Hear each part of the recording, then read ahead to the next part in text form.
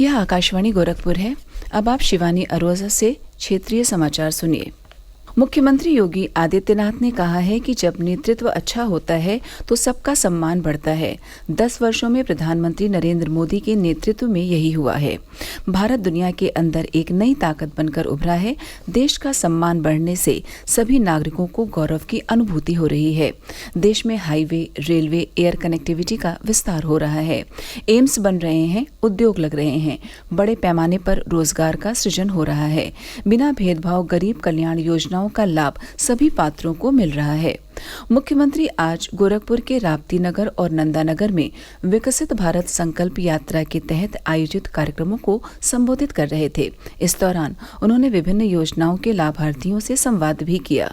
मुख्यमंत्री ने कहा कि सरकार की योजनाओं का आधार जाति, मत, मजहब या क्षेत्र नहीं है, बल्कि गांव, गरीब, किसान, महिलाएं और नौजवान हैं।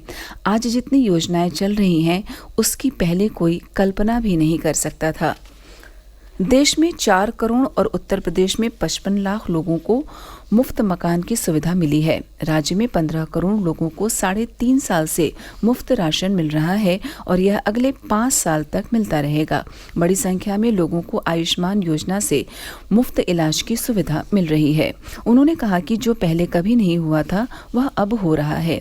आज रोजगार मिल रहा है, विकास हो रहा है, महिलाओं को सुरक्षा मिल रही है, किसानों को सम्मान मिल रहा है। उन्होंने अपील की कि जिन लोगों को किसी कारण से योजनाओं का लाभ नहीं मिल पाया है, उन्हें भी इसके लिए प्रेरित करें। मुख्यमंत्री योगी आदित्यनाथ ने अधिकारियों को निर्देश देते हुए कहा है कि किसी की जमीन पर अवैध कब्जा करने वालों, कमजोरों को उजाड़ने वालों को किसी भी दशा में छोड़ा ना जाए। उनके खिलाफ सख्त कानूनी कार्रवाई की जाए। सरकार किसी के भी साथ अन्याय नहीं होने देने और हर व्यक्ति के जीवन में खुशहाली लाने को संकल्पित है। जनता की समस्याओं का निराकरण सरकार की प्राथमिकता है। इसमें किसी भी तरह की लापरवाही या शिथिलता बर्दाश्त नहीं की जाएगी। मुख्यमंत्री आज सुबह गोरखनाथ मंदिर में जनता दर्शन में आमजन की समस्याएं सुनने के बाद अधिकारियों को निर्देशित कर रहे थे। मंदिर परिसर के महंत दिग्विजयनाथ स्मृति भवन के सभागार में कुर्सियों पर बैठाए गए लोगों तक मुख्यमंत्री खुद गए और एक एक कर उनकी समस्याओं को सुना। मुख्यमंत्री ने इस दौरान करीब 200 लोगों से मुलाकात की। सबको आश्वस्त किया कि किसी को भी चिंता करने की आवश्यकता नहीं है। सबकी समस्या का समाधान हर हाल में किया जाएगा। जनता दर्शन में कई महिलाएं जमीन से जुड़े विवादों में प्रार्थना पत्र लेकर पहुंची थी। कुछ की समस्या घरेलू जमीन विवाद की थी, तो कुछ की शिकायत थी कि दबंग उनकी जमीनों पर कब्जा करने का प्रयास कर रहे हैं। कुछ ने मारपीट के मामले में प्रभावी कार्रवाई की अपील की। जमीन कब्जे की शिकायतों पर मुख्यमंत्री ने कड़ी कार्रवाई करने के निर्देश दिए। उन्होंने कहा कि जमीन कब्जाने में पेशेवर प्रवृत्ति वालों को भू माफिया के रूप में चिन्हित कर सख्ती की जाए। किसी भी गरीब की जमीन पर कब्जा करने वालों के खिलाफ ऐसी कार्रवाई करें जो नजीर बने। जनता दर्शन में गंभीर बीमारियों के इलाज के लिए आर्थिक मदद की गुहार लेकर पहुंचे लोगों को मुख्यमंत्री ने आश्वस्त किया कि पैसे की तंगी से किसी का भी इलाज नहीं रुकने दिया जाएगा। विधानसभा अध्यक्ष सतीश महाना ने आज शहीद चंद्रशेखर आजाद की जयंती के अवसर पर उन्नाव में उनकी प्रतिमा पर श्रद्धासुमन अर्पित कर उन्हें श्रद्धांजलि दी।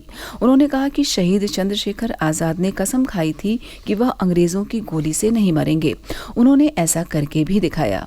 अंग्रेजों से लड़ते हुए जब उनके पास आखिरी गोली बची तो उन्होंने खुद की जान ले ली। ऐसे महान क्रांतिकारी को आज पूरे भारत में महान स्वतंत्रता सेनानी के रूप में याद किया जाता है। अयोध्या के भव्य राम मंदिर में रामलला की प्राण प्रतिष्ठा को लेकर भक्त अपनी अपनी तरह से खुशियां जाहिर कर रहे हैं। इसी क्रम में प्रयागराज की स्काई डाइवर 23 वर्षीय अनिमिका शर्मा ने आज बैंकॉक में 13,000 फीट की ऊंचाई से राम मंदिर के ध्वज के साथ छलांग लगाकर अपनी आस्था और खुशी जाहिर की। आकाशवाणी के सोनभद्र जिले के अंशकालिक संवाददाता मनोज कुमार सिंह के पिता 83 वर्षीय लाल बहादुर सिंह का आज हृदय गति रुकने से निधन हो गया। वे कुछ दिनों से बीमार थे। श्री सिंह वर्ष 2001 में स्वास्थ्य शिक्षा अधिकारी के पद से सेवानिवृत्त हुए थे। स्वास्थ्य विभाग में रहकर भी साहित्य में उनकी काफी रुचि थी। इसके साथ ही क्षेत्रीय समाचारों का यह बुलेटिन समाप्त हुआ। नमस्कार।